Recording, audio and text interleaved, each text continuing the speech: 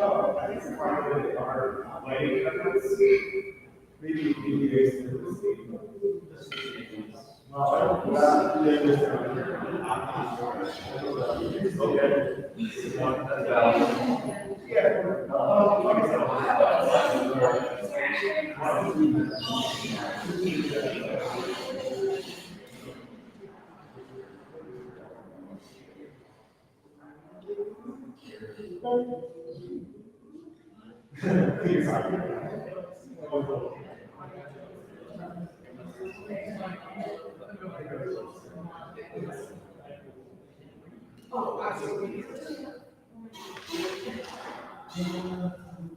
afternoon, everyone.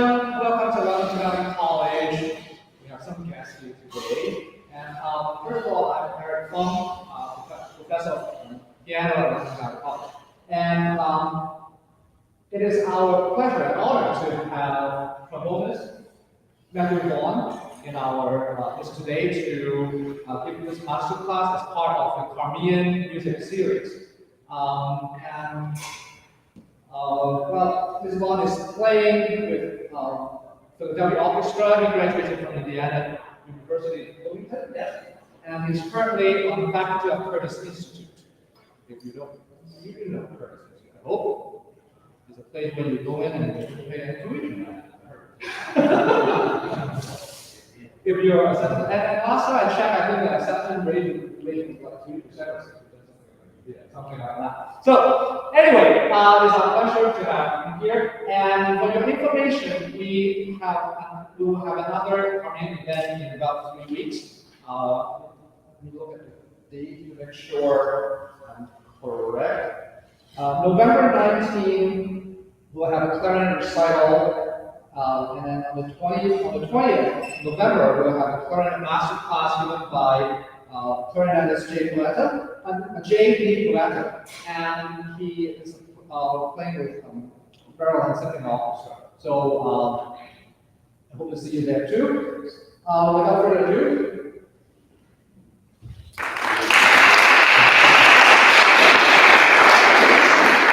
thank you so much for having me. I just drove from Philadelphia. Traffic was terrible, but it's great to be out here. The trees are nice.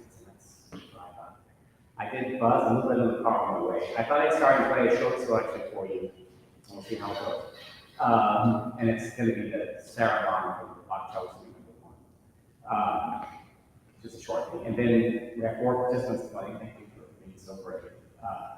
I have plenty of things I'll talk about my background and try to keep it entertaining for everyone. Not too much like a lesson, but I'll give it some nitty-gritty playing. Also cover a wide range of topics. So to start, I'll try this spot cello song.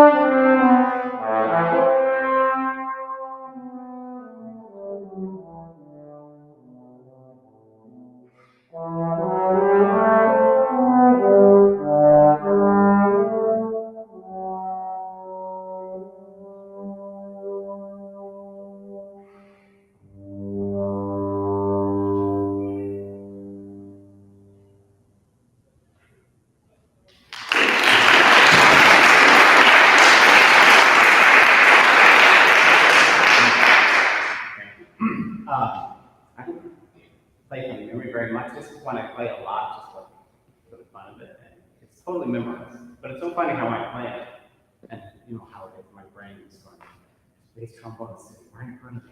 He probably plays this all the time, and my anyway, you're crazy. But I need you. So now it's your turn. I guess John, you're first, and you're gonna come on up.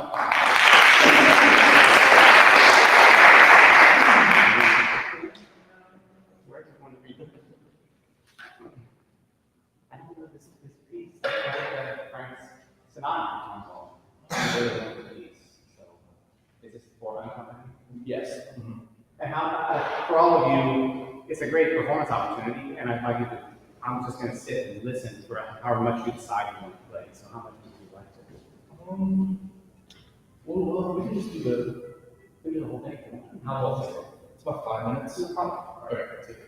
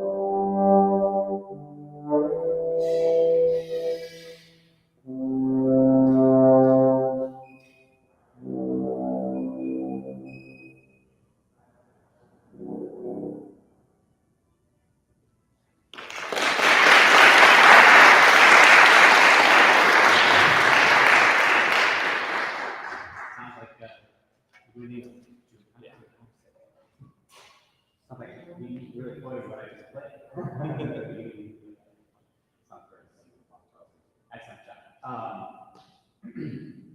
Okay, there's so many things I could go directions with playing this, but maybe I want to talk about is, and I'm just going to kind of use you as a to work on some of the things that are most important from my background and how I teach. And I'll just say I went to Indiana University and studied with N.B. Stewart, who used to be in the Philadelphia Orchestra.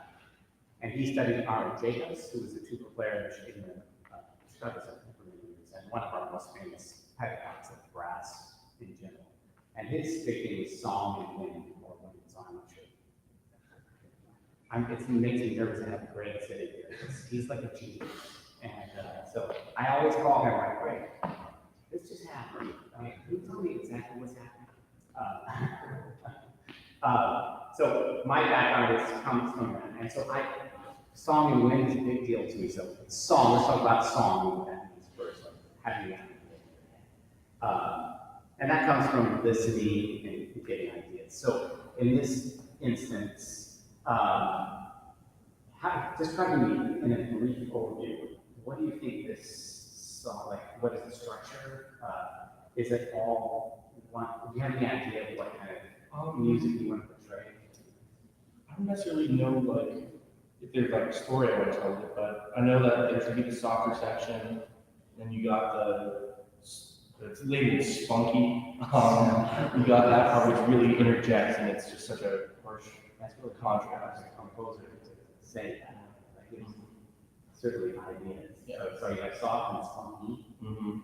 And then you go soft, spunky, and you go soft, and spunky again, and then it comes to like this separate, slower section, which is different than anything else you've heard before, and it goes back to the softer, which is even softer. Perfect. So that's exactly what I mean. So you have this big structure.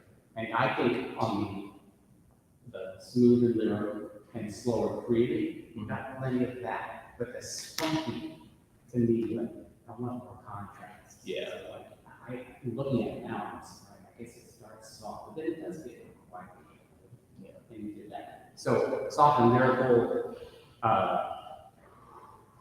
and spunky, especially with articulations. I think one part of the dynamics and then a little bit of articulation. So, and whenever I have things like this that I want to increase my range, I try to get ideas in my head, so I listen to recordings of this, listen to recordings of cellists playing Bach cellists, we can get an idea.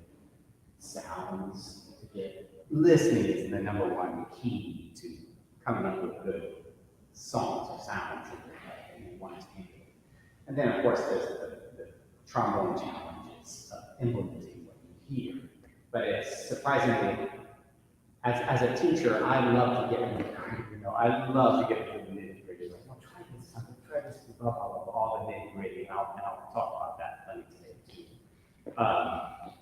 Unfortunately, I found in my years of teaching that it doesn't work. It really does work better to get into the music and let you figure out all the nitty-gritty. I still can't control myself. See, I've been through the torture of it. Like, wow, why can't I sound like that? Why can't I sound like that? Just do this. But it's usually best to start with that sound and figure it out. So let's take a spot. Well, I'm sorry. I had started to say things in your daily routine, you want to be working on expanding your range of sounds and abilities. So let's just talk briefly about your daily routine.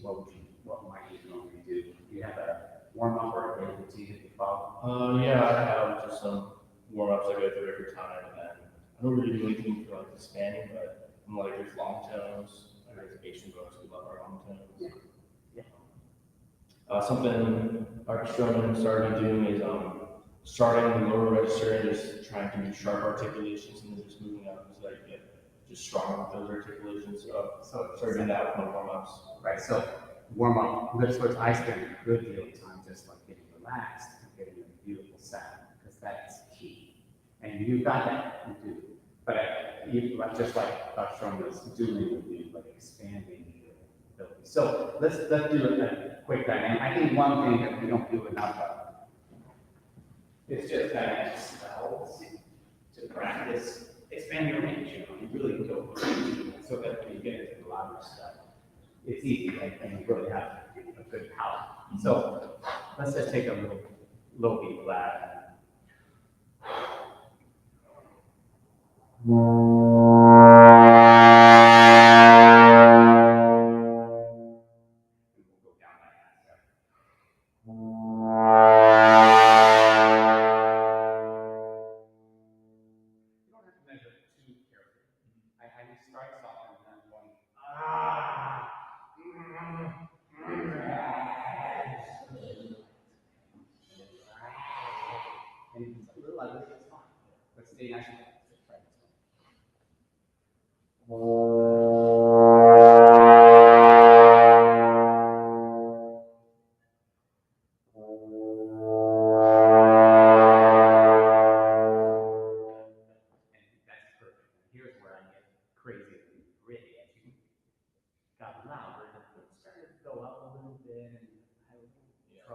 And that's where you need to do some exploring. And that's why you do put in your daily routine.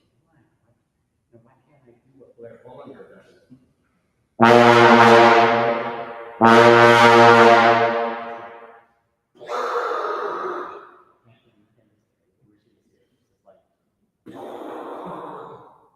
Easy.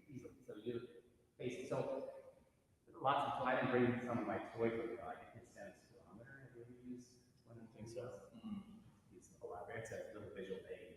I put my mouthpiece into it and blow, and a ball goes up and down. So it's a visual aid for how much air you're in your ear. Let's imitate it. So take a breath like this.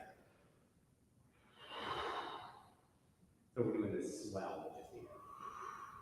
Good. And so just let it go. Good. Now try that in the instrument. Good. Now the physics of it with the embouchure. When you're playing, I hate to get too detailed, but when you're playing soft notes, your embouchure is smaller. And when you're playing loud notes, it's more open. Same thing, low range is more open, high range is more closed. Low range uses more air, high range uses less air. Loud uses more air, and soft uses less air. So you're going to go from soft, not too much air, to more air, and you really need to open up. So that pinch sharpness, if you don't open up enough and you add a bunch of air, so with this air, you have to open up, and that's where you're going to find that balance. If you open up too much, you just get air. But think of that. Really, don't be too stubborn. You're nice and relaxed, but move around and see if you can find a more, somewhere in between, more open, less more air out. Try it.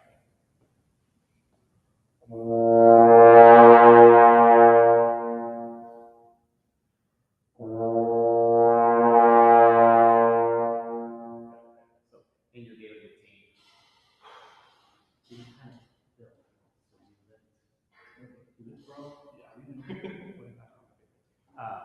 which is wonderful. But playing is relaxed. So get really relaxed with your body, let the air go.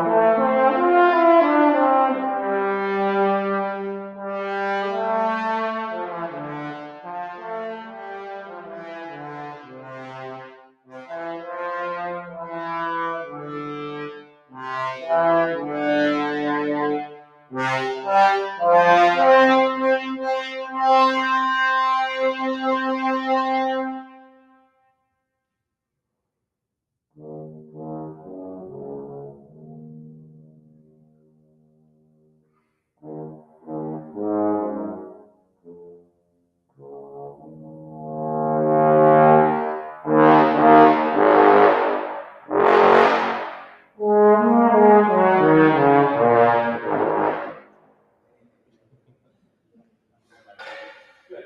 So I give a little more intense. See, give it a try.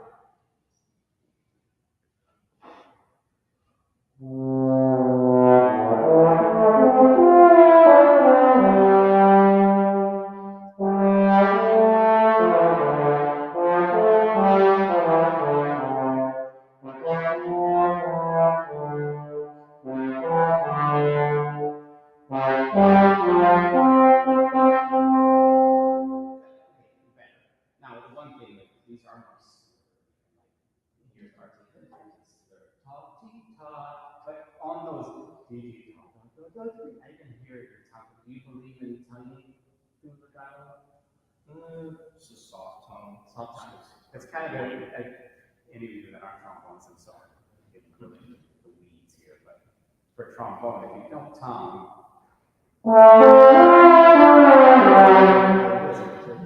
so you do have to tongue in legato some of the time. And then there's two, I just learned this about Remington School, where Emory Remington School, I always kind of thought Emory Remington taught at Eastman for many years. It was famous for, especially starting trombone choir, and working on the trombone sound, really blended, listening, cross, old news. Nobody does that anymore. I'm just kidding.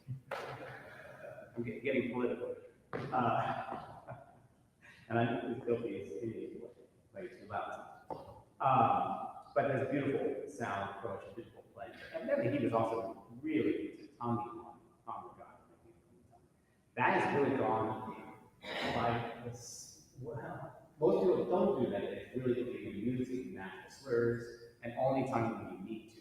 Personally, I find either one, except that the tongue can get in the way of a really good legato. So you need to learn to play very legato without the tongue, really focus. Just like trumpets or other brass instruments, they just push the buttons down and blow through. So too often when we tongue, top, top, top, top, top, our body also goes, whoa, whoa, whoa, whoa, whoa. So to train your body to go, and then on top of that, but too often we go, and that's what I heard here. This.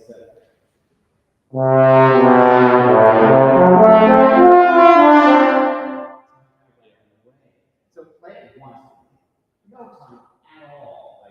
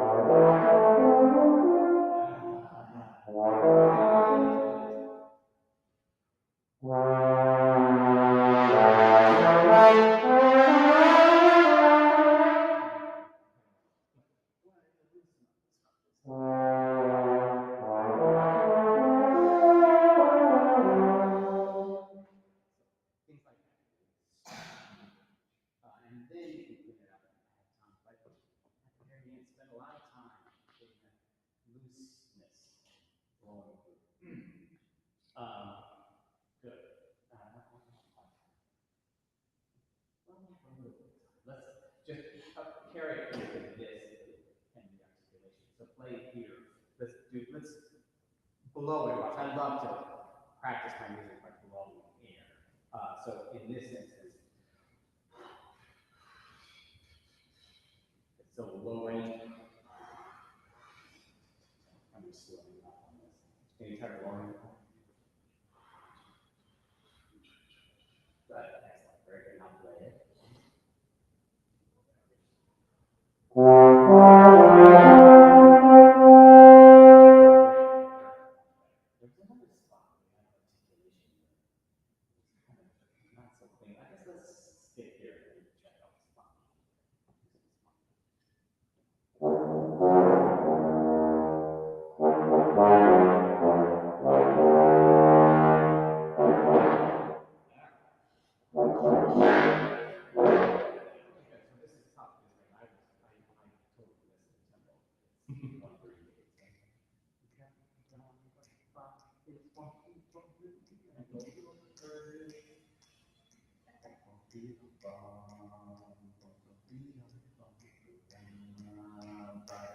Now, response is tough. Can we try this? So this whole idea of blowing through and getting the sound of response, I apply obviously to the dial, but even more so for articulate. So in this section.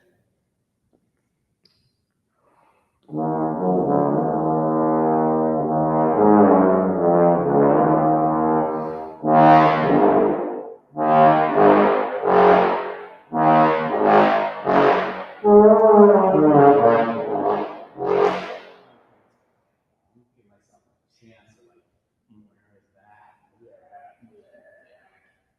Give it a chance to respond. So try this up the tempo.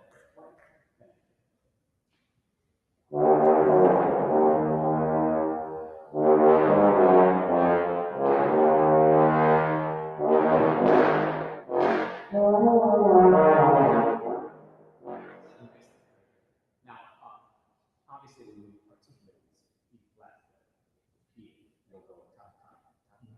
But when we're flowing through it, let's try not. So.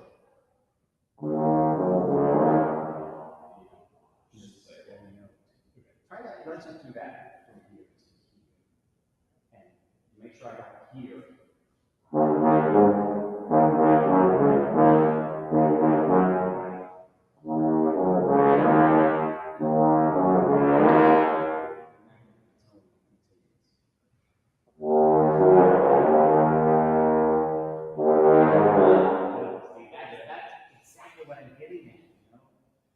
So top, when you top,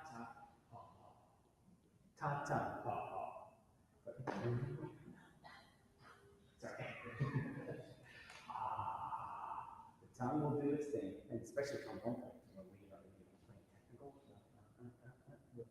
And this is hard work, but I have to cut it off here. I almost want to cut my arm off and let it do its thing over here. So my body is we were playing a concert this week, and we're back on Recital for a while. We were on Recital. So now, my lead song's next to me, right? So there's a lot of actually playing trombone. This is really hard to get. So even when you're moving the slide, try to make sure that your body is reacting to. What's that again?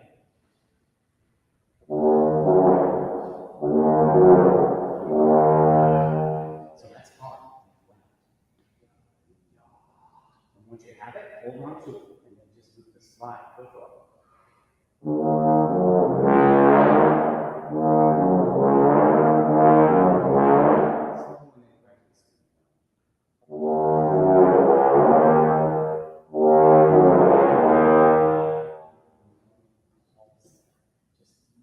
Move the slide.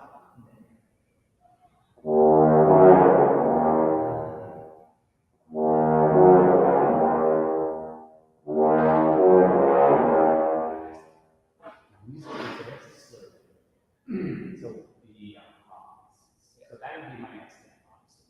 Shape, little dog. But let's not think too much on this. Now, I don't even play the same, you just top. You're just hold it flat, sustain.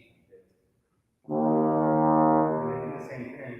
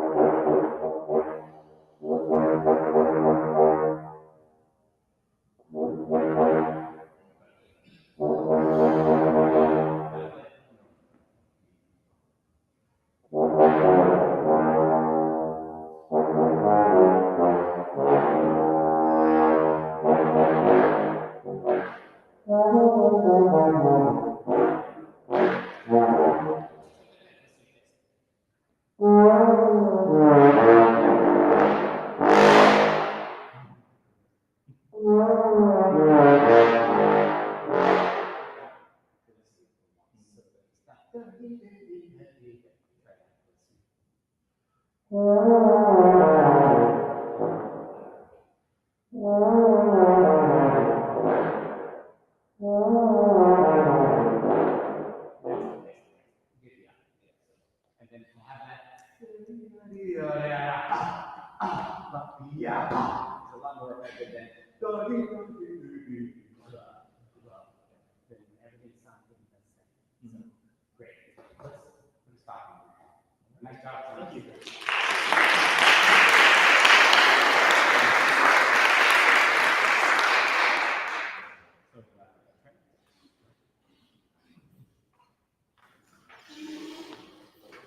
Stand here. You gonna play the drum roll? Yeah, I'm gonna play the first half of the first week. And so the first page. Yeah. What's the notes? Sure.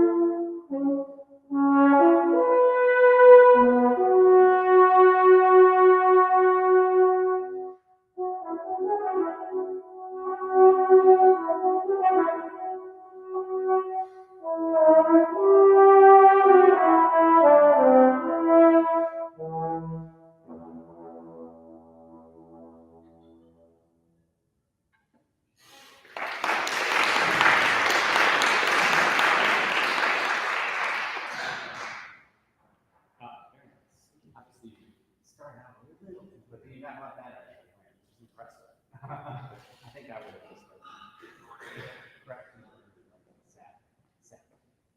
But you did great work. Tell me about yourself.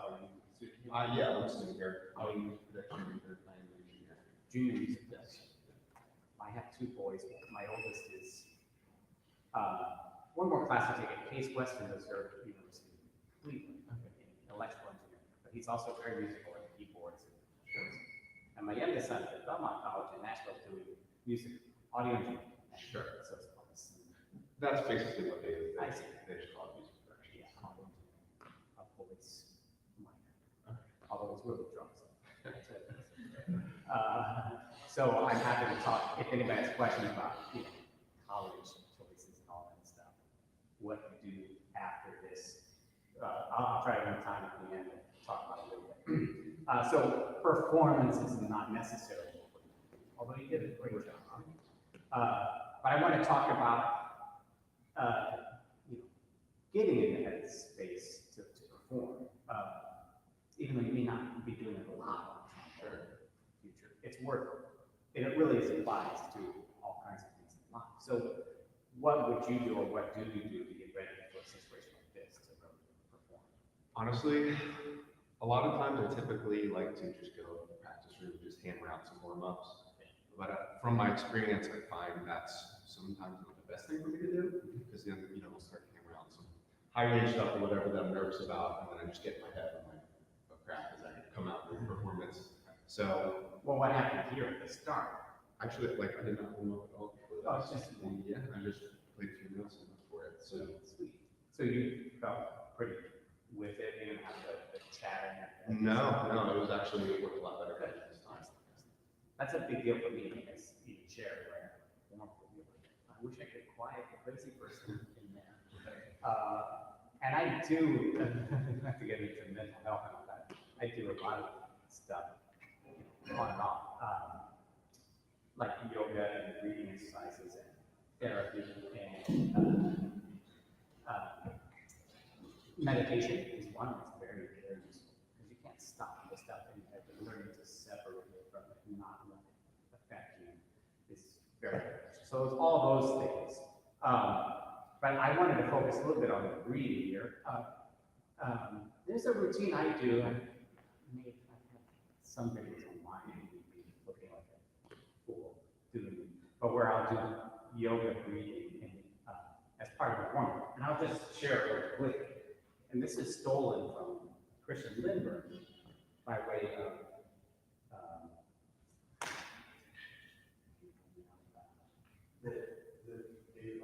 David Vadim, thank you. Jesus. It's my mind. Anyway, you don't have to know who those are. But it basically, where I'll put myself in an uncomfortable pose, like touching my toes, or even just like standing with your hands up in the air. Related to that, how many of you have seen that TED Talk about power posturing? Amy Cuddy does it, and you just put yourself in power pose. And that's really applicable to playing on stage or doing anything you have to do. Fake it to make it, it really does change the body chemistry. So even standing like this, like right doing this here now, I get shivers. Try it, not over point. I think me and Sherman did do this before. Just like walk out on stage and just power pose. It's like, it feels like you're asserting your dominance over the audience in a way. So, yeah. I saw that TED Talk. I'm the person that that's my person. But I'm surrounded by alpha males. So I went to work one day, and I having seen that, I'm like, oh my gosh. Like, it totally changed my perspective. And I was like, hi, Yep. how are you? And then put it. So, anyway, related to that, you're talking about like warming up backstage, getting ready to play. In orchestral auditions, that's a big deal. What do you do in your big normal room, a lot of people are in a room before you go on stage, how much you can play. And a lot of people are doing that there in the practice room.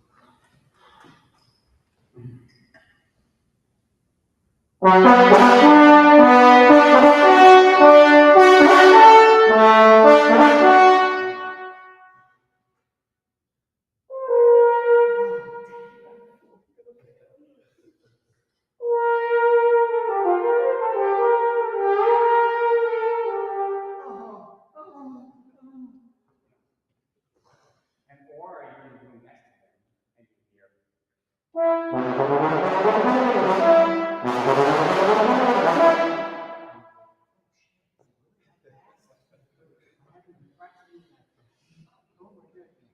So that's what's going on in the practice room.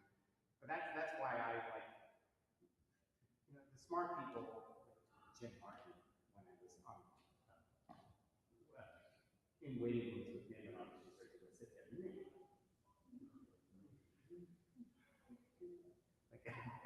And I started doing this pose where I was just in my warm-up room.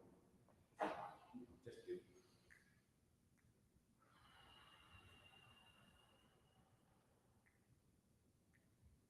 Breathing. I didn't just do it in that spot. Just like meditating, you do it regularly. It's part of your routine. so that it's something to focus in on. So when I'm in that spot where my mind is going crazy, I can kind of do it, and it brings me back down to a different world. There's lots of ways to visualize being in a different place. So breathing exercises, that kind of thing. I do all kinds of breathing exercises. We've heard of the breathing gym, like Sam Blake and Pat Sheridan. It's all kinds of great breathing exercises. I even do, on occasion, sort of related to meditating. I do Wim Hof breathing. Have anybody heard of Wim Hof, the Iceman? And there's generally two kinds of breathing. Sorry, yeah, I'm crazy. There's a great book by James Nestor called Breath. If you haven't read it, I highly recommend it. It's not a music book, it's just all about breathing, breath. And there's kind of two kinds of breathing. The one that is meditative, slow, that makes you relax, which is the most useful. But then there's a kind of more aggressive, like Wim Hof, where you're hyperventilating and you're actually stressing yourself out. Related to that Wim Hof method, he likes to do cold exposure, so cold showers or cold plunge or swimming under a frozen lake, holding his breath. Things that stress the system and that make you more prepared. We're not going to do that today, but you have to be careful because you can actually pass out. I did it in the studio class at Temple, and one of our students, I didn't hear about it from him directly, was doing this breathing in his apartment, sitting on the toilet, and passed out and hit the tub. So be careful. So, anyways, let's do a little bit of quick breathing, and then play this opening and see how it affects. So, first of all, and you all can join in if you want while you're sitting there. My fundamental breath, and the most important thing that I do all the time, is just take a nice big breath, try to get my body relaxed, and fill it up with air. And then just a sigh, just let it all out, nothing complicated. So let's try that.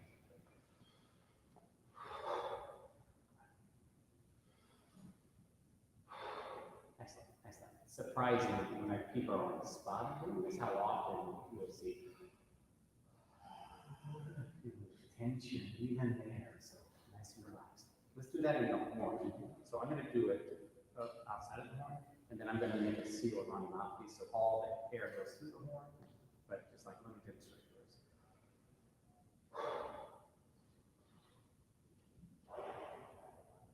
Okay, can we try and do this? Now that was slightly tense. Maybe you can pull the horn off the side. Make sure you get a drop. Just drop it. A little control. Okay, when you push it?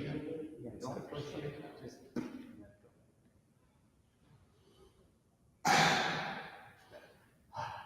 One thing that from the breathing gym, let's put it in one picture. Where they breathe into the arms. So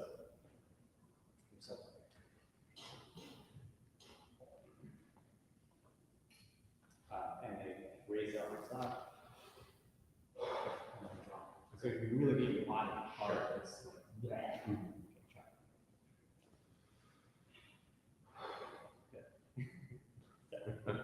it's easy for me. I'm old, bald, and I just don't care. I don't care. So you're like, I look like so see if you go, maybe. Okay,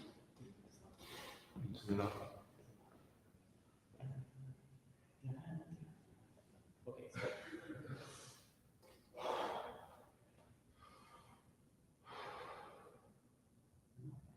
Do that at home. You don't have to walk. Sure.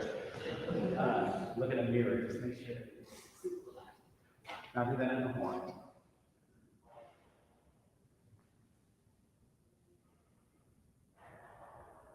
Good. Now I do as I'm breathing in. I'm still breathing in. And as I'm doing that, breathing in, I actually make a seal. Okay. So all the air is really going to sure. Good. You can hear it.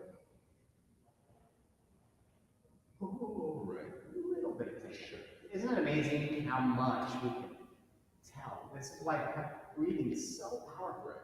I can tell so much. Like, we're not going to get a great opening until you can go, like, without being too concerned. Like, you're not going to have that feeling until you can really relax. So, if you can't get that air, no tension. So try it 5 times. Just boom. Much better.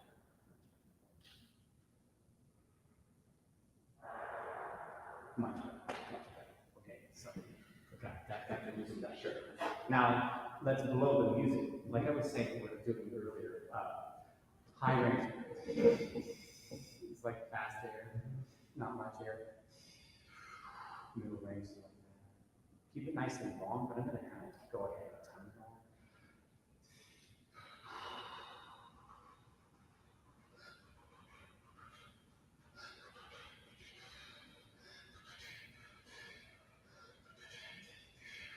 And there's a little control at the start, but we kind of really let loose of the middle end. Okay.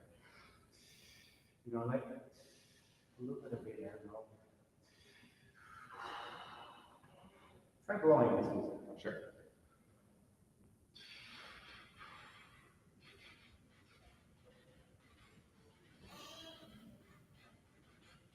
Good. John, what's your name again? John. Like I was doing with him, talking about articulation. Did you hear how we lost that flow? Sure. That's why I really like to think about it.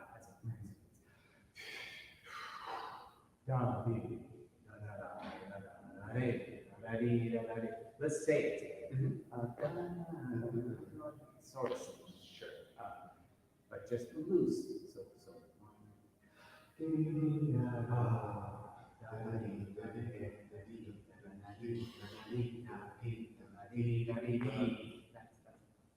So kind of that approach to blowing. Let me blow.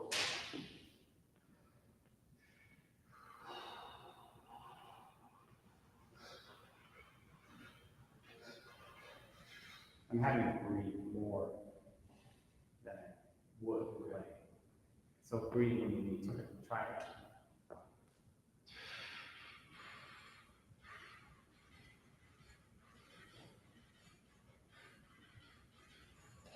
Good.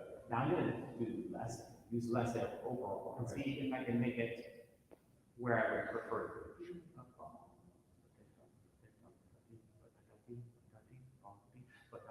I'll go with the big. So.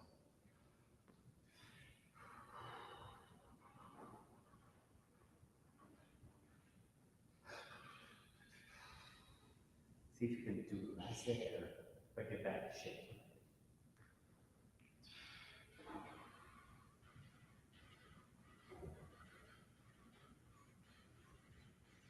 Right, excellent. Now play it. Just play it.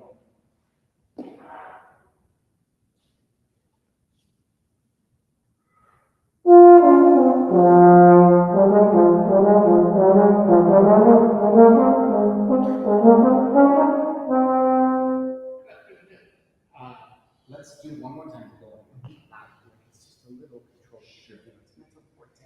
I would even be a little louder. So let's do one blowing with more air and breathe when you need to, but do think musically. Let's do it together. So.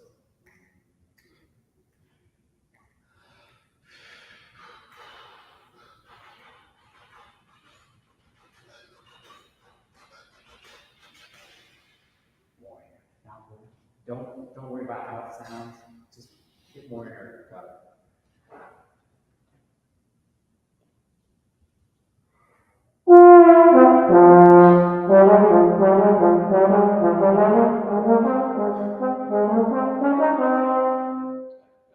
So I play like that. I practice them all. I'm like, just show you.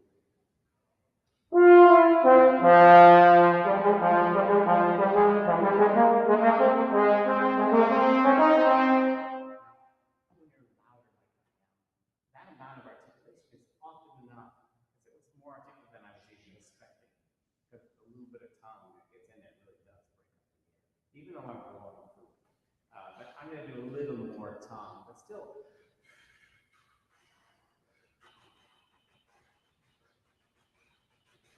You hear how I'm blowing through, and the tongue just cuts it into pieces. When you were tonguing more, kind of the air also breaks.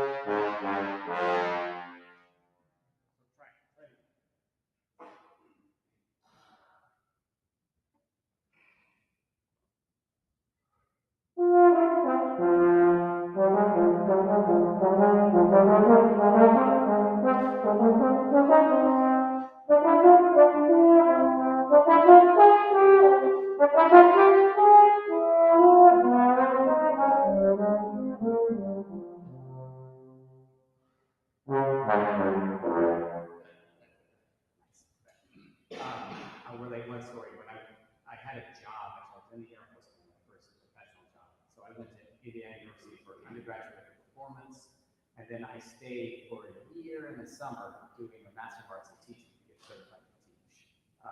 Because I always wanted, I was actually a computer science minor, but I always, like, it's hard to be successful as a performer.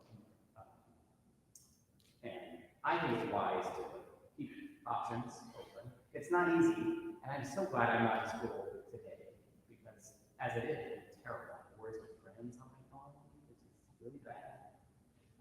Even having my phone on me, could talk all day about that. Distractions, there's just so many distractions. It's hard to focus, let alone maybe let alone like other classes and other things you want.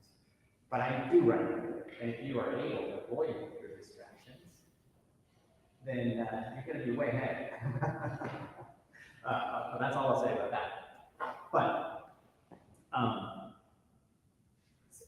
sorry, when I was in the Air Force, getting back to that story, what was I talking about? I was pretty bad. I was working on a solo with a fantastic polka by Arthur Pryor that I performed and did perform with me. And I decided to give a lesson with Joe Leslie. It was the only lesson I had with him. He was very inspirational to me when I was young because of his recordings. Right? So I learned a lot just listening to his recordings. In particular, learning. You can go a long way without breathing. Like I was like, listen, like he's not breathing. Oh my goodness. Like I breathe all the time. So that was an eye-opener to me. Just an example. Wait and learn and listen. And I played for him, and I haven't done this in a long time.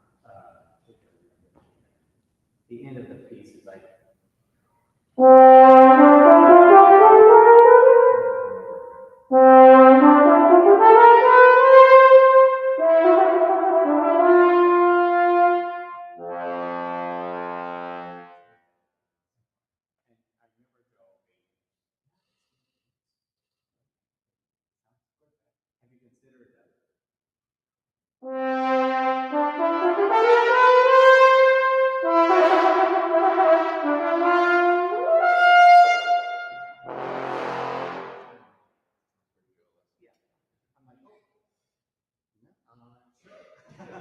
But that whole lesson wasn't like that to me, and especially being close to using the recording, like, no way.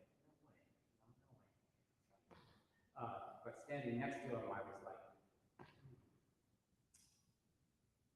I mean, he's great, but it's not like his sound is that magical, I mean, it does sound like that, but in person, like, it's good, but it's not some kind of mythical entity.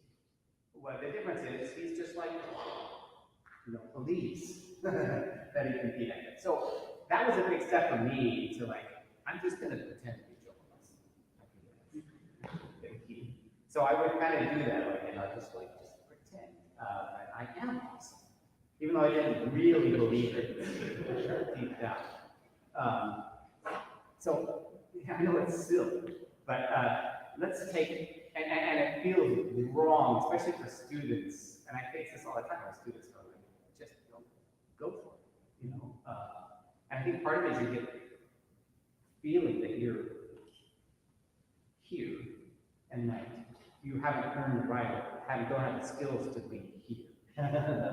But you won't get there until you try. So fake it till you make it. So pretend to enjoy this. So I want to do a little back. Well, let's take some of this. I'm going to play it, and then I want you to play it. Okay. And try to make fun of me. That's how they like. I've got a fantastic podcast. I haven't seen a lot of recordings. And I would listen and imitate. And even if I'm making fun of what I heard, if I didn't like it, really trying to do it is a great way to stretch yourself. So there's a recording of Arthur Pryor, who wrote it, scratchy recording, and it sounds like I'll take it over.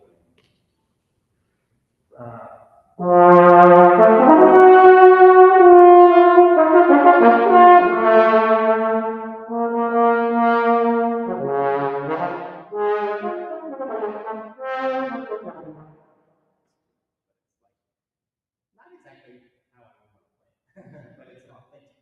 You know. And then there's a recording of Joel Leslie playing it, which is more like.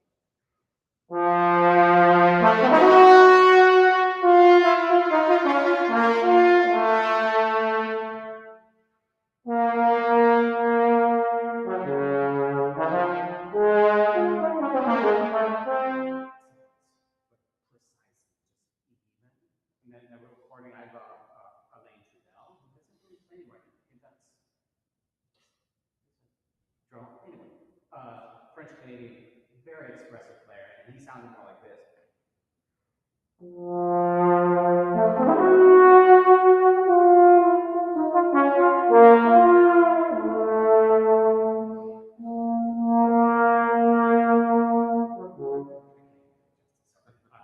But that's great. So let's do a little of this. I'm going to play from here. And when I stop, you go back and play what I did. Try to be funny.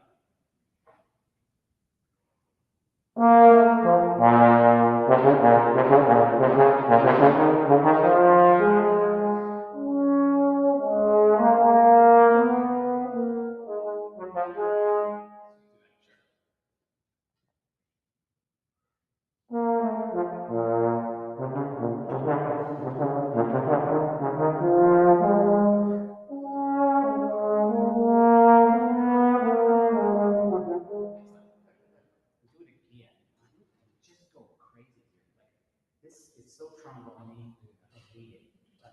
And I'm going to do it with a vowel and go with it. That's how you. Oh wait, sorry. How would you? What position? I'm doing the C with the trigger. Yes. And then going up to the B flat. Great. Just like that. So that's a lot. I'm clear.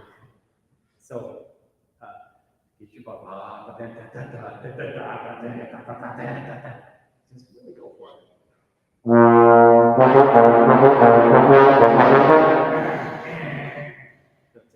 Sure.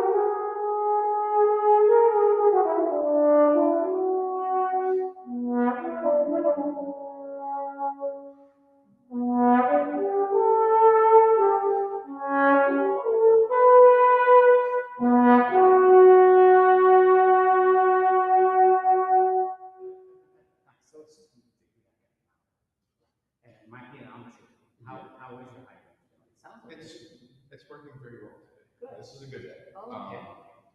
Well, It's normally like, so I like to, when talking about my high range, I like to talk about jazz band.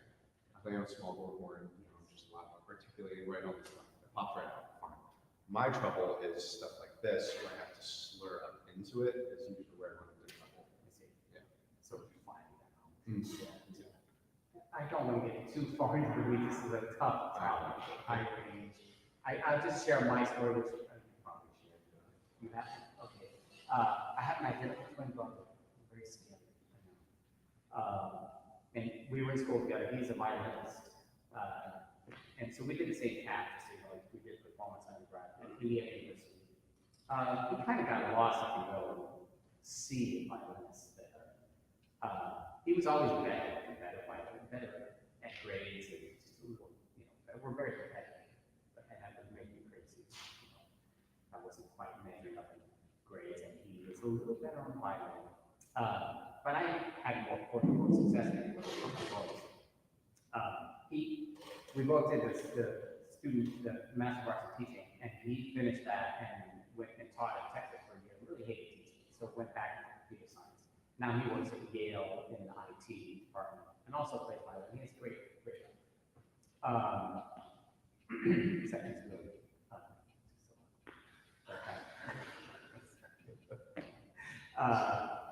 Anyway, we were in school.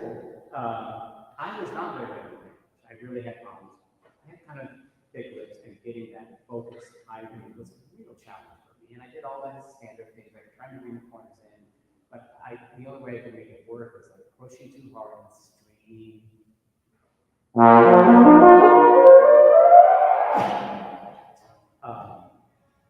And it was frustrating. And my identical twin brother, though, would take my trumpet, and he would do this.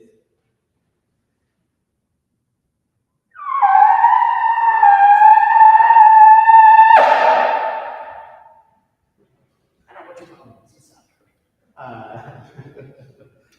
so, and but then in the practice room, it kind of dawned on me, like, wow, man, my concept has been that if I do enough workout, if I work out enough, my face, and keep working on it, then I'm going to get the high range there. And that is true to a degree. But there's my me picking up the trombones, wielding the high notes like I want to be able to do without practicing and no concept of how to do this. So then that led me to cheat and do a little tucking in my lip, and I could immediately get a squeak up there. Now I couldn't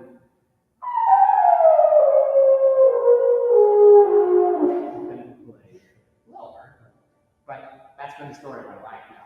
I take that and I've worked it down where I have two embouchures where I go.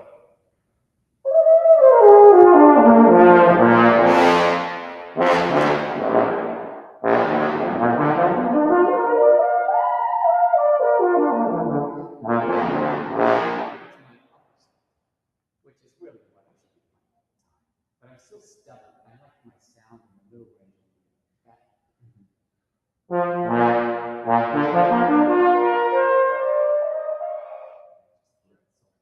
So that's a whole, like I said, that's enough. The lesson I don't teach this to students like tucking it. All I say is experiment, be willing to experiment. So your lips look pretty good. So it may just be the effort. I'll stop there. Sounds great. Thanks so much.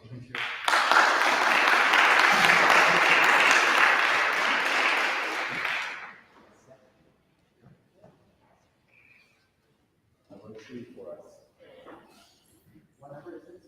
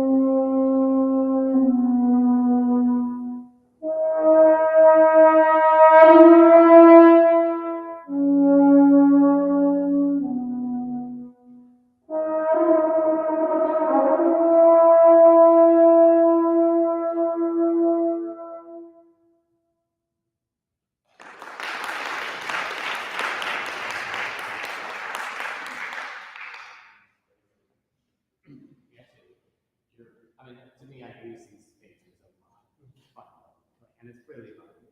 For me, I am not Remington style. I mean, I'm really you're doing great. Good job overall, thanks, and good connection.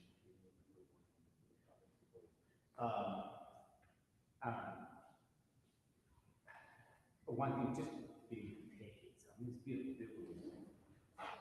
We tend, brass players have just brass instruments in general tend to write a lot.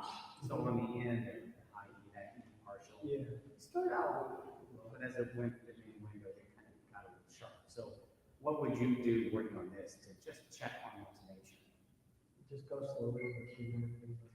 Tuner would be just torture. But it's, I mean, when I use a tuner, but I don't know if it's me, but it tends to just go all over the place. It's also a trombone timbre with the phone, the TV tuner. What do you use? I serve off that. What's that? The Peterson, I serve On phone. Yeah. Is that better than like TV tuner? I think so, but they're different. Yeah, I studied with Milt Stevenson, used to be principal trombone in National System, and that was Nail's band. He was Peterson stroke representative. So he had Peterson tuners, which is the best, with my being. So it doesn't mess with your brain that much. It's definitely useful, but I like to be pretty well warmed up before I dare look at a tuner because you could just start to play with the tuner. I do find it's grown a little more helpful. Let's try this. I'll put on two tuners. I don't do this much. I have better options at home. Figure this out.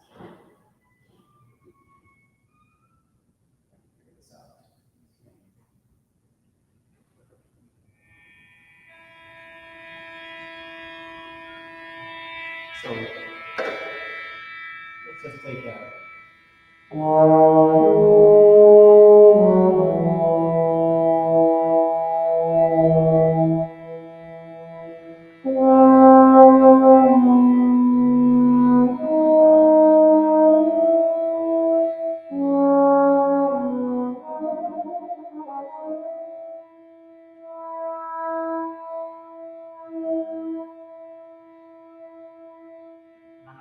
I'm not looking at it. Yeah. But just use your ear to play from there. Just kind of when you can, lock in. Just from the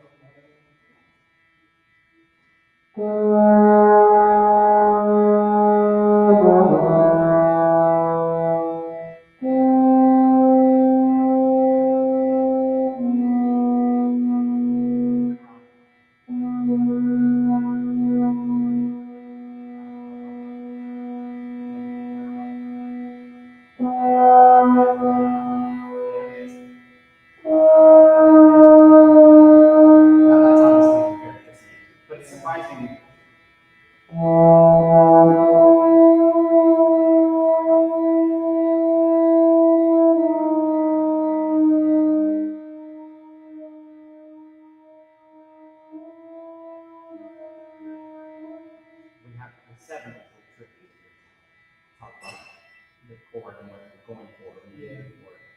should be quite flat. But, you can still kind of do this. Let's keep going.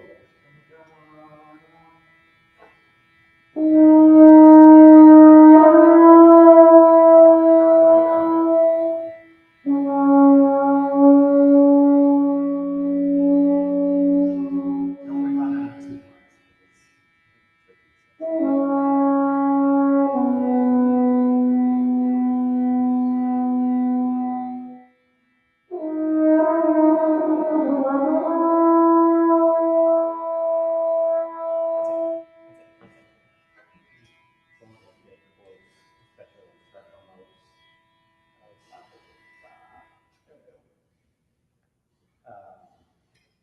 I mean, your pitch overall is good. Just every once in a while. So the other thing I would say is getting a consistent sound. You have a beautiful sound, but sometimes, especially mid low, and sometimes our articulation just wasn't the best. Just being more consistent. Let's take a spot like here.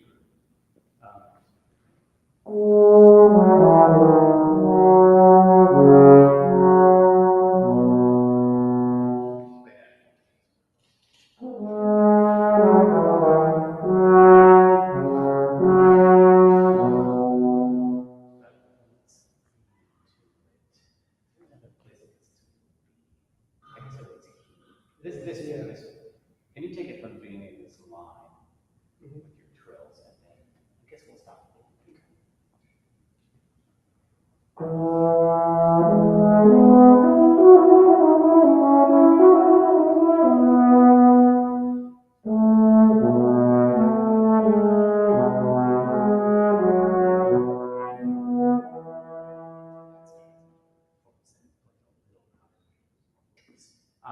When I'm working on these, I'm mostly looking for the guy. You're doing great, and I feel like great. Let's move on to the next one. But I do like to come back to them and do them in octaves and tenor flat and low. You ever do them down octave? Okay, it's great practice. And then I'll also do different dynamics and use them to focus on tone and expanding my abilities. Let's do down the octave. This is a tough one. Yeah. Before I get the beats. Let's do it at the beginning. So.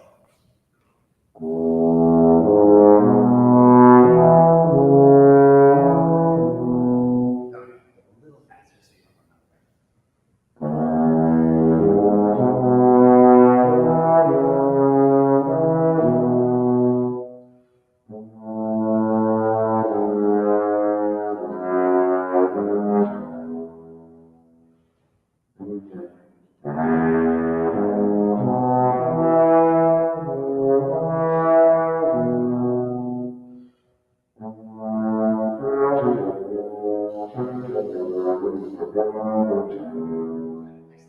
Now let's make I want you to make that because I want you to try to play really hard. Okay. So you're going for loud and good fronts.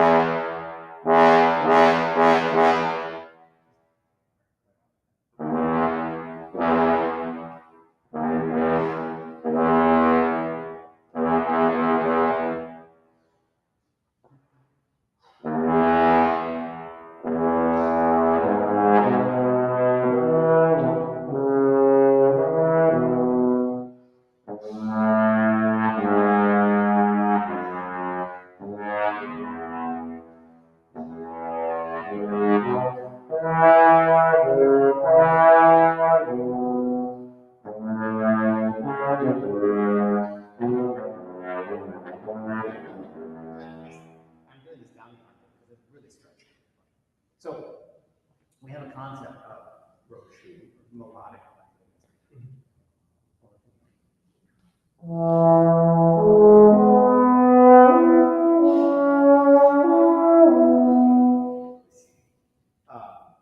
often, brass playing, especially horns, I'm going to pick on horns. That means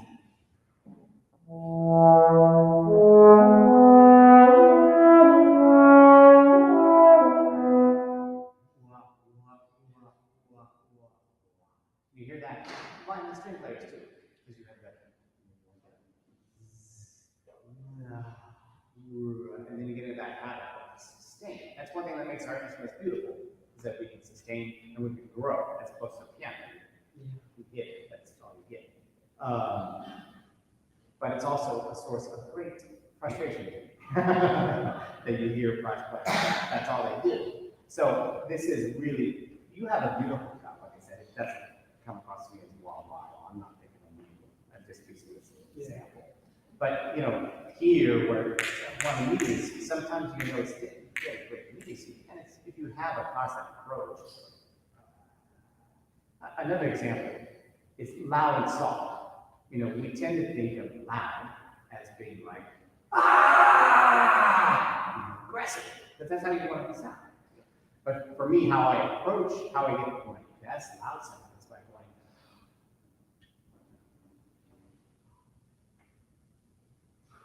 Like when I'm sitting in the orchestra, just going crazy. It's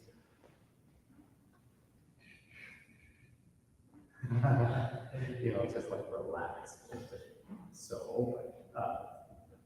Peace. I don't know. Versus soft, you tend to think of soft.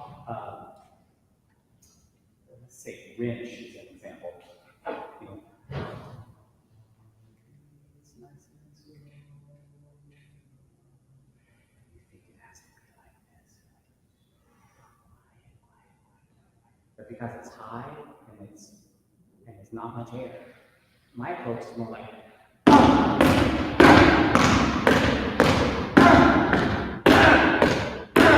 So when I play British, that's what's going on in my head. Like, come on, these notes are coming out. Dang it.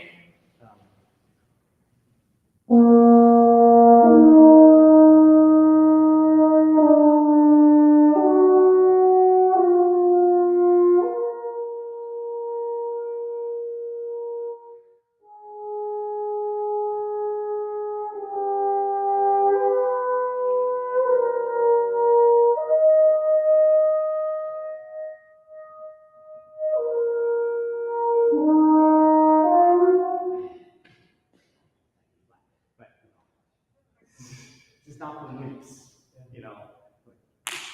Finding that.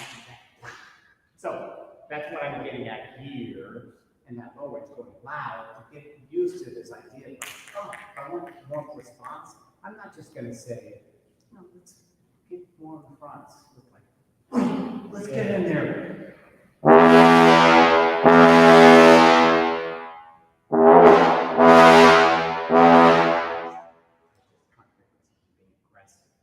That you get as well. And get the answer just right.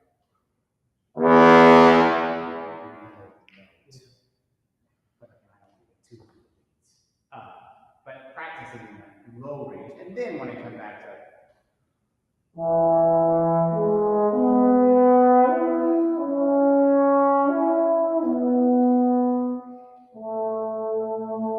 I quite often on the shoe and legato playing, we'll go sit at the piano and like just play. And I just love the sound of the piano, you know, because you have that immediate stuff, you know. And you can have a beautiful soft legato line. I don't know how many beautiful piano concertos can you think of where they're just magical. You make a great shape and everything.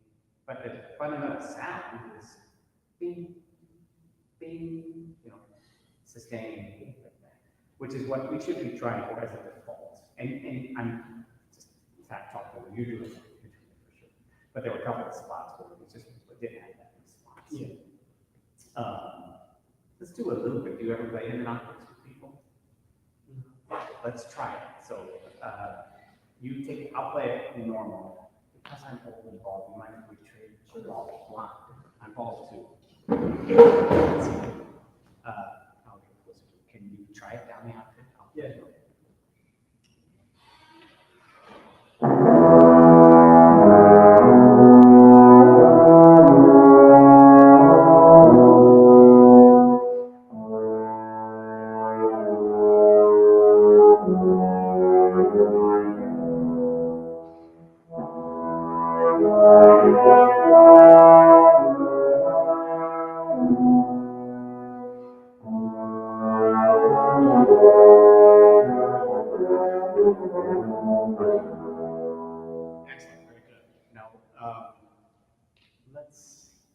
So wait, I was gonna say let's keep going, but then I have this little B. I'll give it my best shot. Little B is not on the treble. So I'll be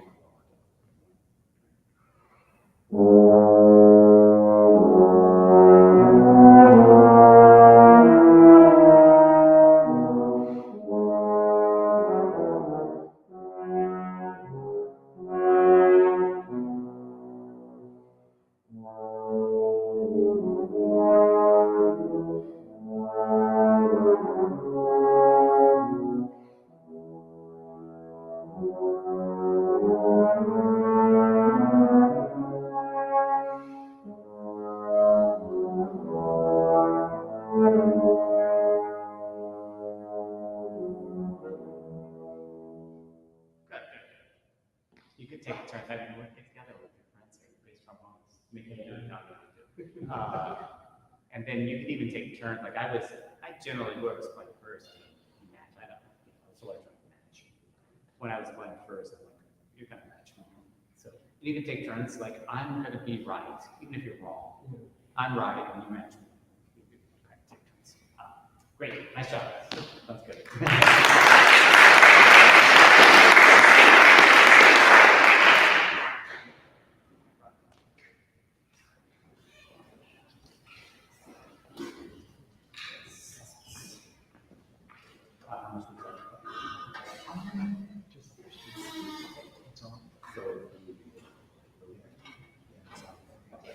Great, I'll set that. Place notes in the water. Thank you.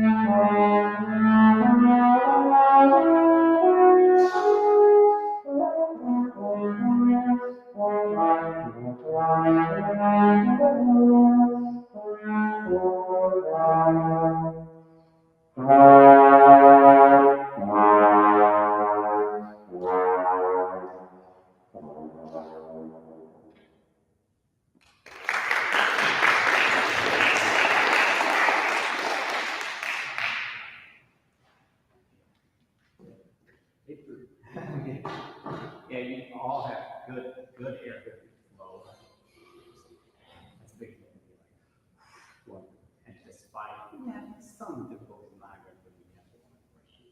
Sounds great, good music, nice tone quality.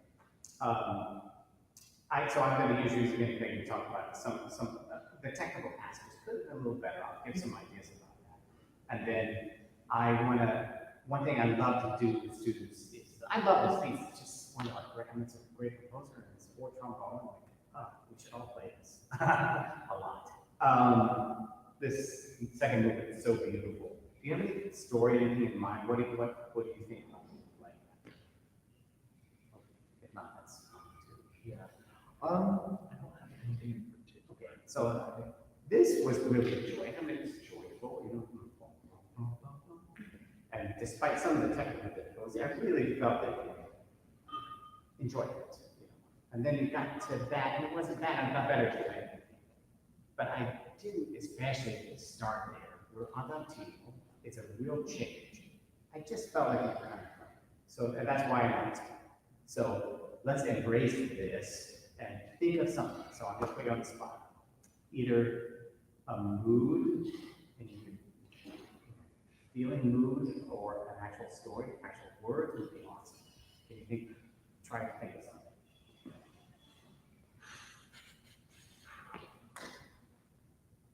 It's Totally ridiculous. Yeah.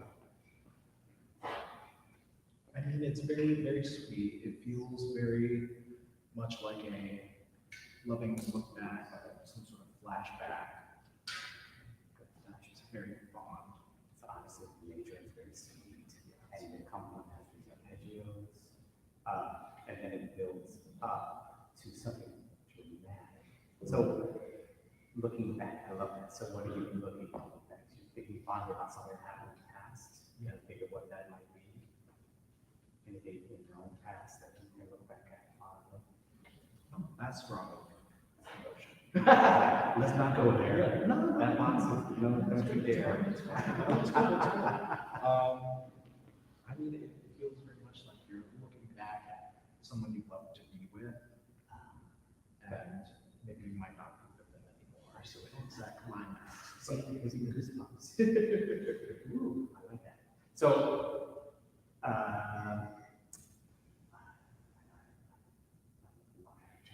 give me a name. Any name. Make love. Roger.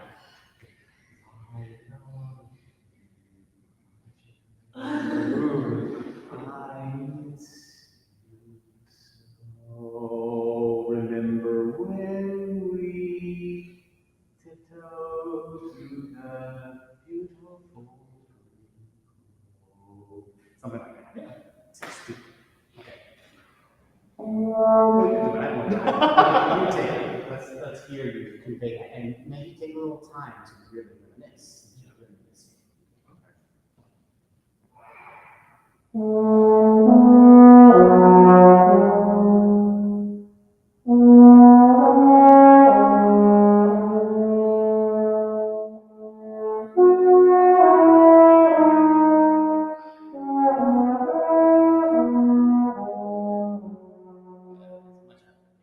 And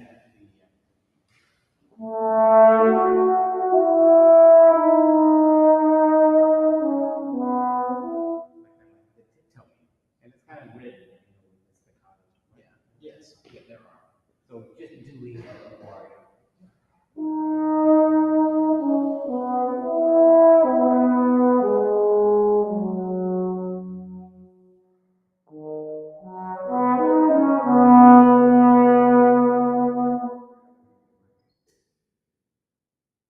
this is a pretty strict time.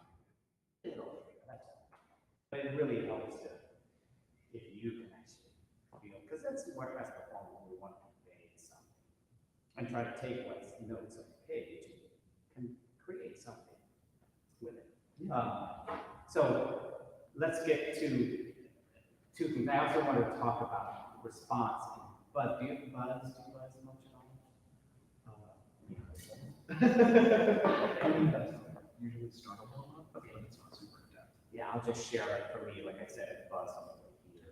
And I have a lot of times when I'm traveling, but I don't have much. I only bring my trombone. I do buzz a lot. I love to buzz along tunes.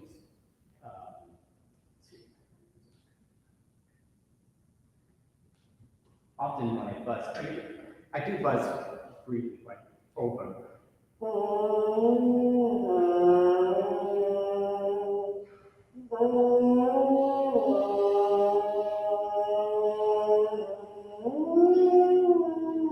And I'll buzz Felicity like I just did. That's kind of my fault. No tone, just Felicity. When I was your age and buzzing, I was terrible. Just imagine pitch. I'm not a terribly good singer, but I forced myself to do it to get better. And similarly on buzzing, when I first started doing it, just matching the pitch was a challenge. But I kept at it, and what I would do often is put on headphones so I didn't have to hear myself too much and buzz along, where I'm focused on what I'm hearing. And that's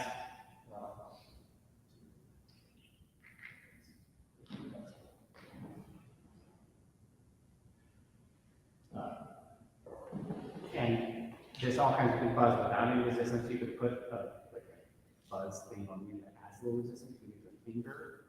My favorite is to actually put it in your hand and quiet it down because I'm, like I said, shy. I don't want people to hear me too much. And I can also have fun.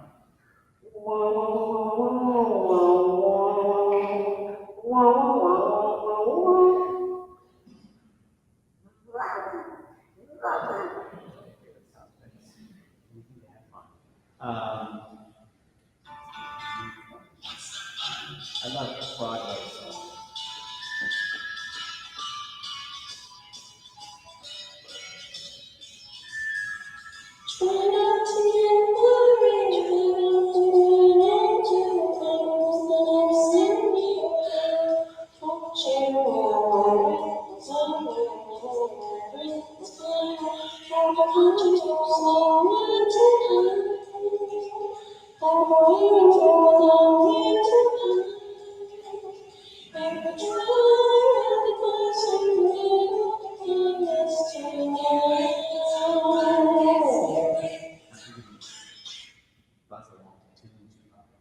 It's fun. Buzzing, I do incorporate it playing sometimes, just when I'm having difficulties. But I highly recommend incorporating it into your playing. And I do a lot of it, it's so fun. And if you can match that skill, it's kind of like being able to sing. It really goes a long way. So let's try buzzing this. Sometimes I do have students that only listen to heavy metal, in which case maybe you'll choose some other. Although I do have one of those on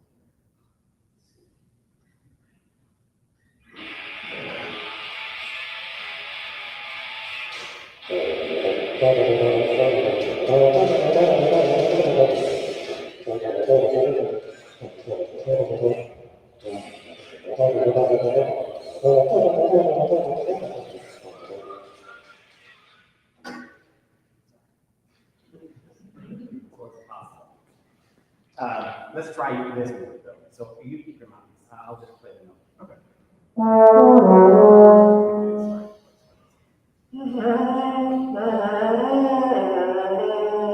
Let's keep it slow.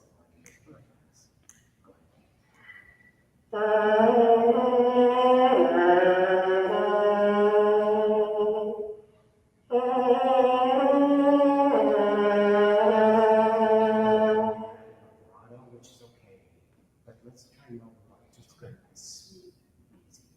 Let's keep going from there, and I'll play it from here.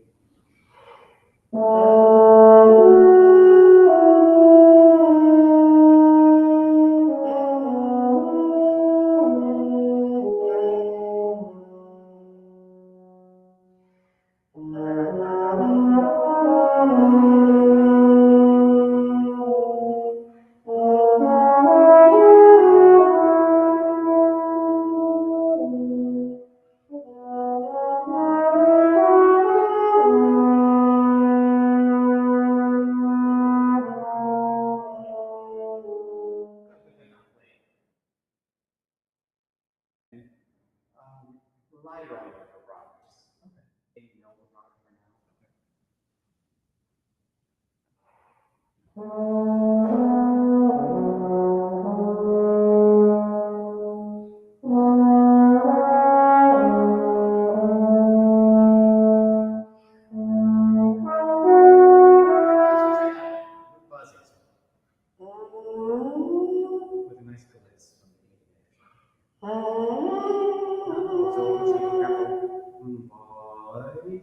there on the first slide.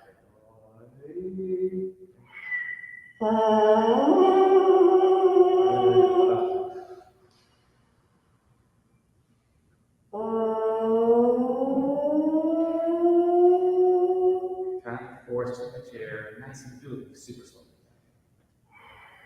Better.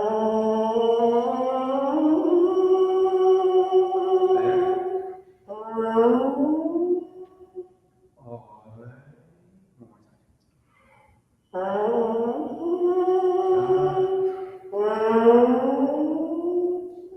I'm even pulling away from the end, just slow.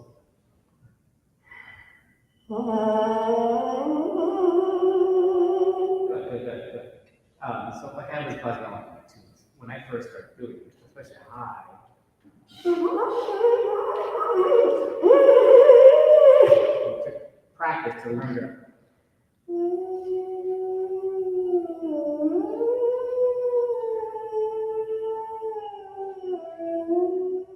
That air arms across, high range is not a lot of focus. And you're going to bending the legs to extra buzzing really form. Now, try it on the horn, and I want you to actually glitz with your lips like you were buzzing, despite the fact that it's not going to work. Yeah. To get a connection.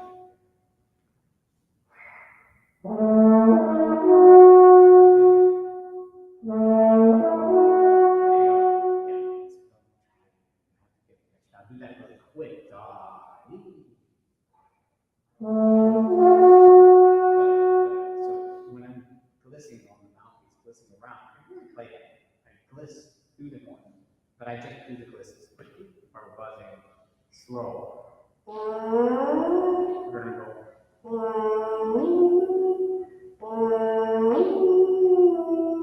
But I'm always and do it in the horn.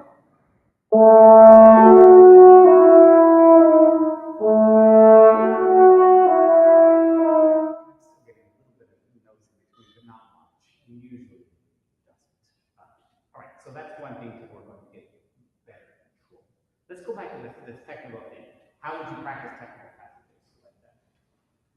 I break it down into different sections at a slower tempo and build up in Slow. Slow is number one. Let's try that once.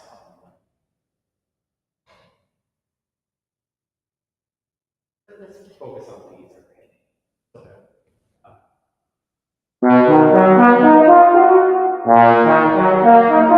That's slow.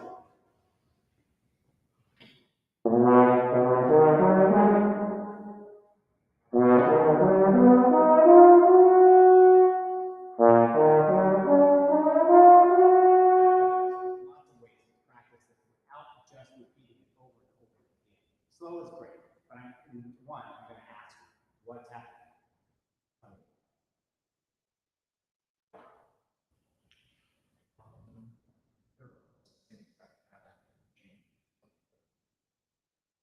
Great. So what about our harmonies? Harmonies are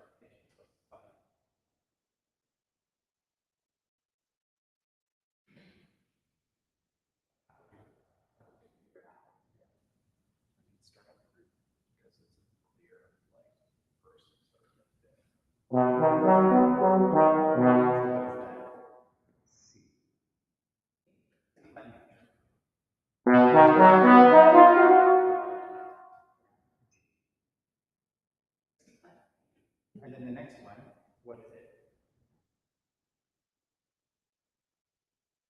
It's a C flat. Everything else is the same, so it's not B flat. Yeah.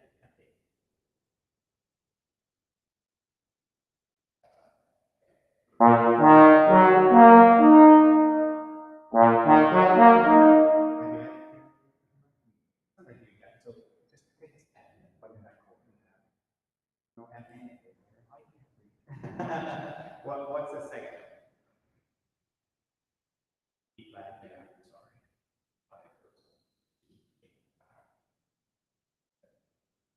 What do we have? E flat. Oh my gosh, sorry. I'm sorry. No. I'm not usually like that. I'm we accomplished C flat major and then E flat minor.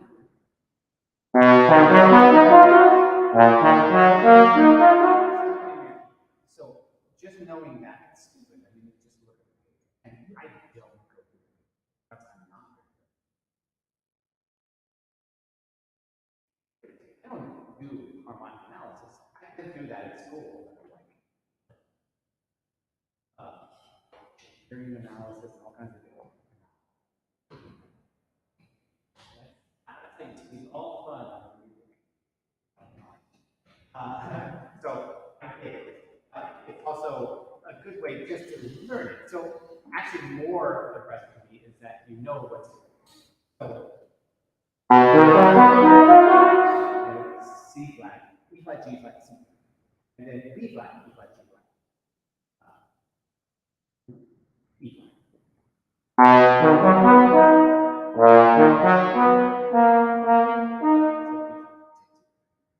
now that you know that, let's look at it.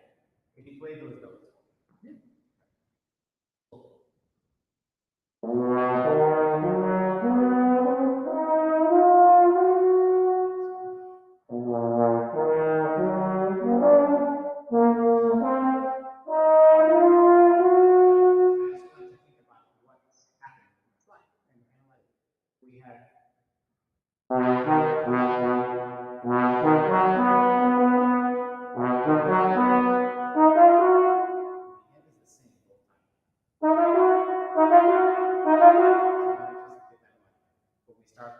We have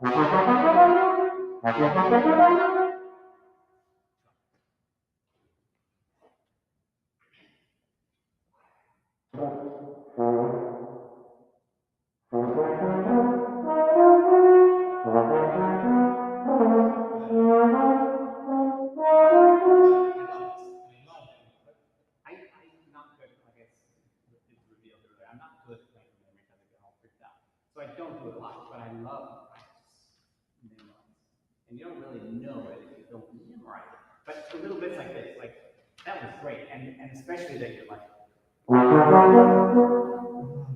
was that note again? Like, and not lying and looking at the music, like using your brain, okay. Even if it's torture, like, what's wrong with me? C flat, E flat, G flat, C flat. Ugh. But you do it yourself. So, all right. Then slow. One thing I love when I practice slow is slow motion. Like I'm so I'm not just going to go. That's useful, but I prefer to go. And then I slow it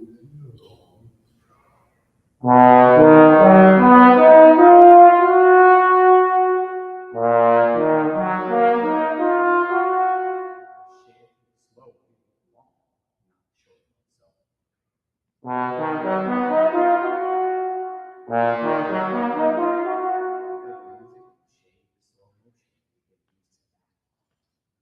You get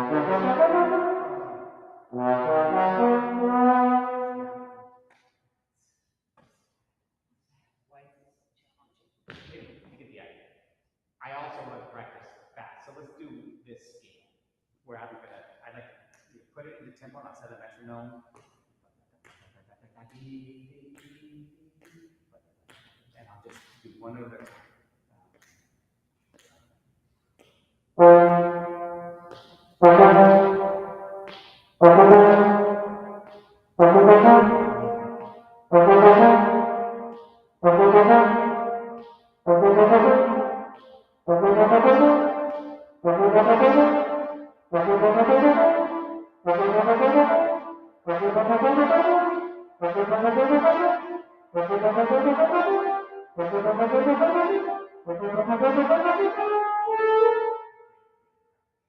And going backwards.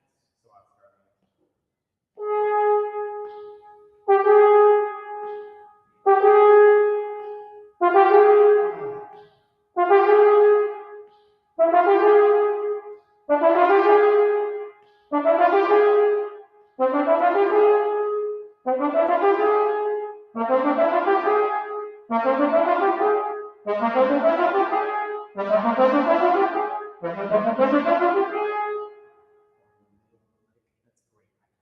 That's a good way to make repetition. It's more efficient. But you want to take stuff like this, those little spots, you weren't quite on top of this piece, but practice it all kinds of ways, not just over and over again. All right, great, nice work. That sounds great.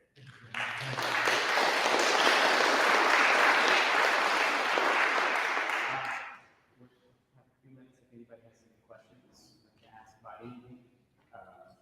Go up there with life and our contract negotiation. Or you, yeah. Well, I can't really already, but your second person plays going also. Yes. Your B flat, C, B flat, one up, B flat, third, vowel, C. Yes, I mean, that's an option.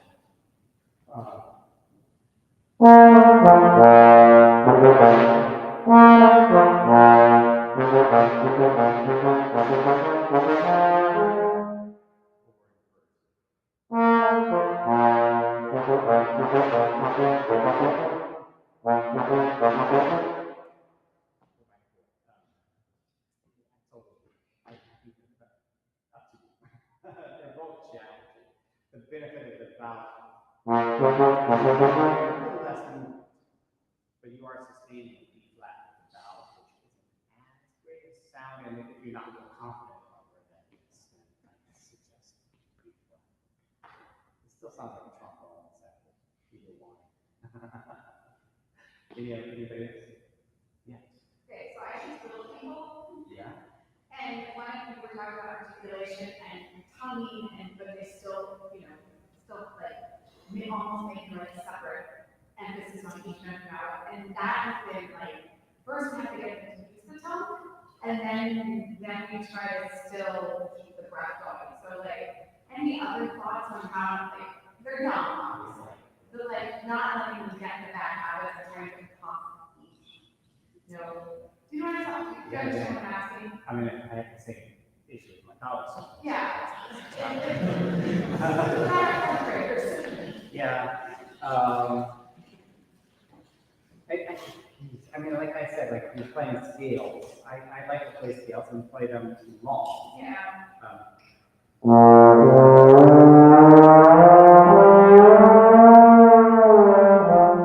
Make sure they can do that. And then teach them to try to like a light time you experiment with placement. I don't know if you know much. Like I will have them a light da, or even sometimes a where they're just tickling. Yeah, or at the back of the mouth where you say a la, and the tongue comes up like la. Just so like they're brushing the top of their mouth. This has been a challenge since I started teaching everyone. And I'm a little so. I mean, an example for me in my college teaching, very advanced, where students come in and give them a habit, certain kind of articulate. And Mahler 3, where you have.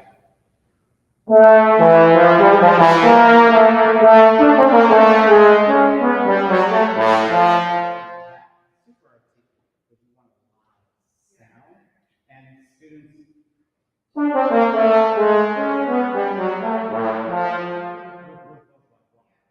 I say, no, I really want you to have them go. And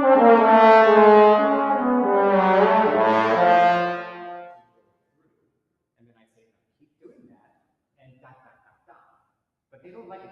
Part of the reason is because if I'm going, stop.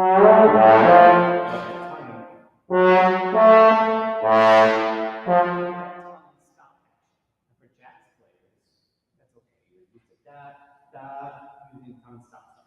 Hopefully, in jazz.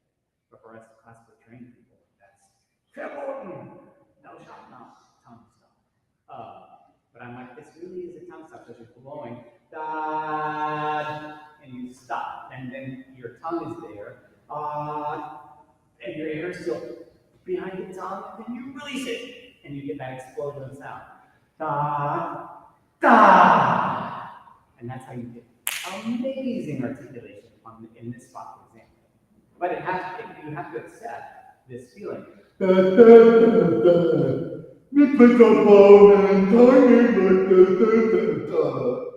like, I'm too cool. I'm too good for that. But that's how you get.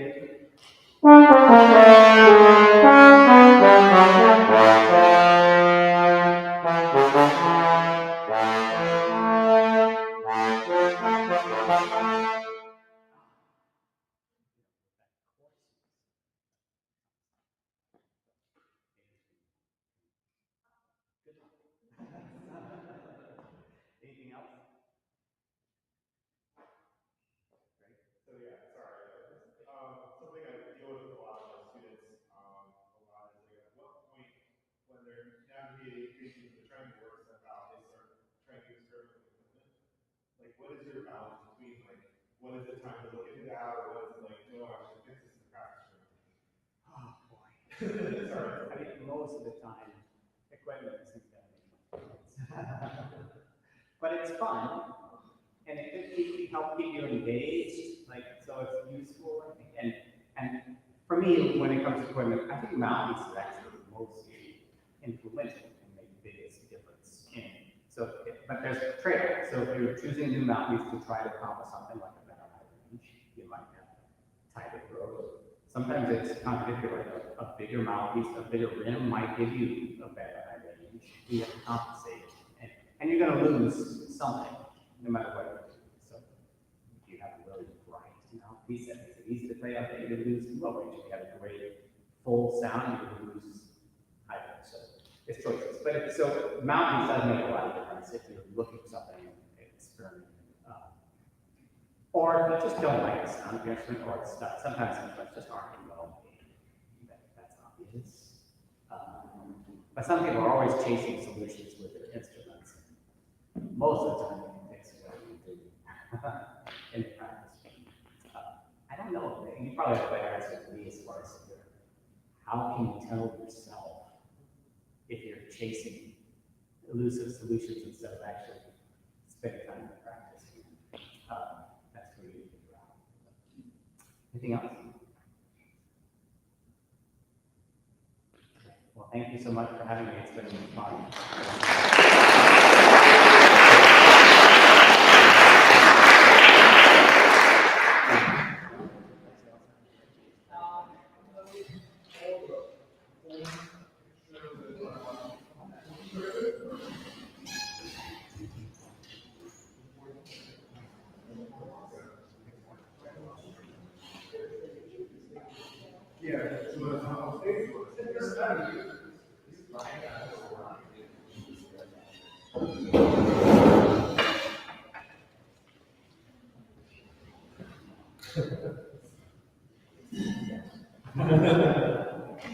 With instrument class?